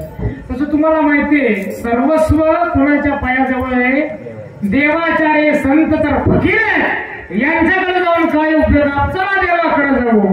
जीवनामध्ये अशी चूक कधीच करू नका दादा. लक्षात घ्या, कोणत्याही तीर्थावरती जर गेलात ना, आपली एक चूक असते. काय? आपण डायरेक्ट देवाच्या मंदिरात प्रवेश करतो, डायरेक्ट देवाकडे जातो. असं कधीच जीवनामध्ये करू नका. बाजूला जर एखाद्या संतांची समाधी असेल किंवा त्या पायरीच्या ठिकाणी त्यांचं समाधी स्थळ असेल, अगोदर त्या ठिकाणी मस्तक ठेवायचा. आपली वारकरी संप्रदायाची परंपराच तशी. दादा पंढरपूरला तुम्ही आता थोडी गर्दी झाल्यामुळे थोडस दर्शन बारीचा एक मार्ग थोडा बदल केला आहे. पण अगोदर काय होतं? नामदेव पायरीवरती हे मस्तक ठेवायचं, मग महाद्वारामध्ये प्रवेश करून त्या देवाकडे जावं लागत होतं. कारण देवाला माहितीये या जगामध्ये मला देव म्हणतात हे कोणामुळे आहे? या संतांमुळे. तो कोणी ओळखलं नसतं की देव कोण आणि संत कोण दादा. कारण उपकार जर असतील तर संतांचे असेल. या महाराष्ट्राच्या मराठमोळ्या मातीमध्ये दादा 252 संत झाले. आणि त्यांच्याही पलीकडे राजस्थानच्या भूमीमध्ये आणि मातीमध्ये जन्माला आलेल्या प्रेममूर्ती संत मीराबाई महाराज यांचा आपण जवळपास 7 दिवसापासून संपूर्ण कथा भाग आपण श्रवण केलेला आहे. वर्णन करावं तेवढं कधी. आज त्यांचा पुण्यतिथी आहे आणि संपूर्ण महाराष्ट्र नव्हे, राजस्थान नव्हे, संपूर्ण भरतखंडामध्ये साधू संतांचा पुण्यतिथी महोत्सव अगदी उत्साहानं आनंदानं हा जल्लोषानं हा साजरा होत असतो. एक प्रसंग सांगतो आणि विषय समाप्त करतो. लक्षात घ्या, ज्या वेळेला संत मीराबाईंना राजस्थानच्या भूमीमध्ये त्रास होऊ लागला, अतोनात छळ झाला, त्यावेळेला मीराबाई महाराजांनी विचार केला की माझ्या परमार्थेला या ठिकाणी स्वतंत्र मला अजिबात मिळणार नाही, स्वतंत्र पाहिजे. त्यावेळेला संत मीराबाई महाराज वृंदावनामध्ये आल्या आणि वृंदावनामध्ये आल्यानंतर त्या ठिकाणी अगदी आनंद स्वतंत्रपणानं परमार्थ करू लागल्या. पायात घुंगरू हातात चिपळ्या गळ्यामध्ये विना नाचत गुणगान वर्णन करू लागल्या. पण पहा तुम्ही इतिहास आजही पहा. जेव्हापासून मीराबाई महाराजांनी राजस्थानची भूमी सोडली जातात तेव्हापासून तर राणाजी परत मीराबाईंना घ्यायला ज्या वेळेला वृंदावनामध्ये आले तेव्हापर्यंत एवढा भयानक दुष्काळ पडला जाता की माणूस माणसाला खाऊ लागला. एवढा भयानक दुष्काळ पडला का सहज बोलून जातात. आता ज्या घराच्या दारावर ज्या गावामध्ये आणि ज्या भूमीमध्ये साधूचा संताचा आणि वारकऱ्याचा अपमान झाला बरं का बाबा लक्षात घ्या. ज्या भूमीमध्ये ज्या घरामध्ये आणि ज्या गावामध्ये साधूचा संताचा अपमान झाला त्या गावामध्ये भगवान कधी राहत नाही, कधीच नाही राहत. ज्या गावामध्ये भगवान नाही त्या गावामध्ये लक्ष्मी सुद्धा राहत नाही. म्हणून राजस्थानची माती सोडल्यानंतर वृंदावनामध्ये संत मीराबाई महाराज गायन करू लागले. नवीन नवीन पद नवीन नवीन गीतं म्हणू लागल्या, भजन करू लागल्या. त्यावेळेला त्या काही सम्राट अकबराचं साम्राज्य प्रस्थापित होतं आणि अकबर हा गायनाचा फार शौकीन होता. अकबराचा गायक तानसेन हा अकबराच्या दरबारामध्ये नवीन नवीन राग म्हणायचा, ताने मारायचा. एक राग म्हटला तो डबल परत किती म्हणत नव्हता. एवढा सुंदर गायक तानसेन होता मला. पण अचानक अकबराच्या कानावर बातमी आली की वृंदावनामध्ये अशी कोणीतरी एक महिला आहे, एवढी सुंदर गायन करते की लांबून लांबून तिचं गायन ऐकण्यासाठी लोक त्या ठिकाणी येतात. मग अकबरानं तानसेनला सांगितलं, तानसेन मीराबाईला आपल्या दरबारामध्ये हजर करा. तानसेनने उत्तर दिलं, बादशाह अरे मीराबाई आपल्या दरबारात येणार नाही. मग आपल्याला जर गायन ऐकायचं असेल ना आपल्याला त्यांच्याकडे जावं लागेल. अकबर हा शौकीन होता महाराज गायनाचा. काही झालं तरी जायचं म्हणजे जायचं. साधारण मानवाचं रूप धारण केलं अकबरानं आणि तानसेनानं. संत मीराबाईंचं गायन चालू होतं पण त्या गायनामध्ये ते गायन ऐकण्यासाठी दोघं बसले, समोरच बसले. गायन चालू झाले. ते गायन ज्या वेळेला अकबराच्या कानावर पडलं महाराज, अरे एवढा कठोर आणि निर्दयी अंतकरणाचा जो अकबर होता दादा, आजपर्यंत जन्मापासून तर आजपर्यंत कधी अकबराच्या डोळ्यामध्ये कधी पाणी आलं नव्हतं महाराज, कधीच नाही. इतिहासकार फार गोड वर्णन करतात, कधीच नाही. पण पहिल्यांदा अकबरानं संत मीराबाई महाराजांचं गायन ऐकलं, भजन ऐकलं महाराज. अरे अकबराच्या डोळ्यातलं पाणी थांबेना. टपाटपा सुरूच्या दाऱ्या जमिनीवरती पडू लागल्या. बाजूला तानसेन बसलेला होता. अरे तानसेन विचार करतो, अरे काय निर्णय माणूस आहे. अरे मी 20 वर्षापासून याच्या दरबारामध्ये गायन करतोय, नवीन नवीन राग म्हणतो, ताने मारतो. याच्या वेळेस मी आयुष्यामध्ये कधी पाणी पाहिलं नाही. पण एकदा फक्त याला मीराबाईंचं गायन ऐकलं आणि हा ढसढसा एका लहान मुलासारखा रडतोय. काय कारण असेल? गायन संपलं महाराज. अकबर आणि तानसेन मीराबाईंना भेट देण्यासाठी गेले आणि त्यांना खरा परिचय दिला. बहनजी मुझे सम्राट अकबर कहते हा माझा गायक आहे तानसेन, माझ्या दरबारामध्ये गायन करतो, राग म्हणतो. पण एक सांगू बहनजी, आजपर्यंत याचं गायन ऐकून 20 ते 22 वर्षापासून गायन ऐकतोय, कधी माझ्या डोळ्यात पाणी आलं नाही. पण फक्त पहिल्यांदा तुमचं गायन ऐकलं, माझ्या डोळ्यातलं पाणी थांबलं नाही. याचं कारण काय तेवढं मला उत्तर द्या. अकबराच्या शब्दाला संत मीराबाई महाराज एवढं गोड उत्तर देतात. ऐका काय म्हणतात. अरे अकबरा हा तानसेन गायन करतो अकबरासाठी आणि पैशांसाठी. आता तुमचा तानसेन ना, हा तानसेन गायन करतो तो पैशांसाठी आणि अकबरासाठी. पण ही मीरा गायन करते, भजन करते फक्त माझ्या गिरिधर भगवान श्री कृष्णासाठी. म्हणून डोळ्यात पाणी थांबत नाही दादा, म्हणून डोळ्यातलं पाणी चालू जातं. याच्यातला हा फरक आहे. म्हणून आपलं भाग्य दादा पदोपदी आपला मार्ग आणि रस्ता दाखवणारे जगाच्या पटोल एकच आहे, ते संत आहे. तुकोबराय म्हणतात अशाच संतांच्या संगतीमुळे हा ब्रह्मरस सेवन करण्याचा आनंद प्राप्त होतो. पण तुकोबराय किती वेळा तुकोबराय म्हणतात रोज प्राप्त होतो, कंटाळा नाही का. अरे आमचं पोट रिकाम आहे आम्ही परत सेवन करतो. कसं करतो अभंगाच्या शेवटच्या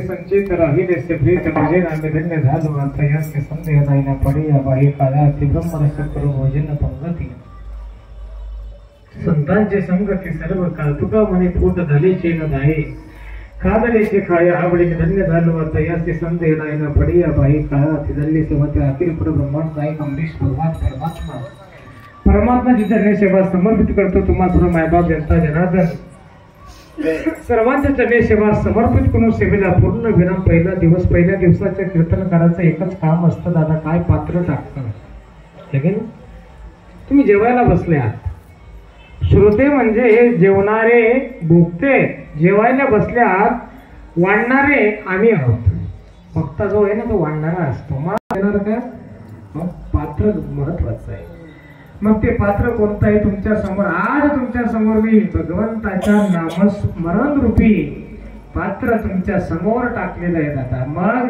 त्या पात्रावरती उद्यापासून कोणी भक्ती वाढेल महाराज त्या पात्रावरती कोणी ज्ञान वाढेल त्या पात्रावरती कोणी वैराग्य वाढेल त्या पात्रावरती कोणी ब्रह्म वाढेल फक्त तुम्हाला त्यातून तो पदार्थ उचलायचा आहे आणि सेवन करायचं आहे म्हणजे ग्रहण करायचं आहे आणि आपली दिशा आणि मार्ग स्वतः आपण निवडायचं आहे महाराज म्हणून जे चुकीचं असेल माझ्या बुद्धीची दोष समजा बरोबर असेल गुरुवरांचं समजून आचरणामध्ये आणण्याचा प्रयत्न करा सुंदर गाव आहे दादा गावाची मंडेकच तुमचं भाग्य बोलून गेलो का पारमार्थिक माणसं आहे तुमच्या जीवनामध्ये परमार्थाचा हा आनंद घेण्याचा हा एक सहयोग आलेला आहे घेऊन घ्या दादा परत परत संधी मिळेल का गॅरंटी नाही दादा सुंदर असं प्रेमळ म्हणजे मला वाटतं जवळपास मी 10 ते 12 वर्षानंतर या गावामध्ये पहिल्यांदा सेवा करण्यासाठी आलो असा अंदाज आहे आणि असे सांगतात मला असं काही अजून म्हणजे आठवतं थोडं पण एक परफेक्ट आठवत नाही पण सुंदर अशी मंडळी संपूर्ण बसदी मंडपांच्या गोष्टीला अतुनात प्रेम देणारी जिव्हाळ्याची ढोली असेल वेल्हाणं असेल दामणगाव असेल शिरोड असेल त्याचप्रमाणे निमगुळ कोदगाव कराडी बोदगाव ही पंचक्रोशीतील आलेली बसदी मंडप वारकरी टाळकरी माळकरी वैयक्तिक माने सर्वांचे आभार मानतो ही अगदी माझे गुरुबंधू साथीला अगदी हार्मोनियम वाटपासून गायनाचार्य मंडळी वैयक्तिक माने सर्वांचे कौतुक आभार मानतो ज्याच्यामुळे आमची युट्यूब चॅनलमध्ये दादा आज एवढ्या आम्ही त्यांची भेट झाली थोडाफार ते बी आम्ही संपर्क काही हरकत नाही आहे नाही तुम्ही सुद्धा 2 तास शांत चित्ताने सेवा श्रवण केली त्याबद्दल तुमचे आभार मानतो बोलतो सेवा संपवतो जय हरी जय हरी मंदिर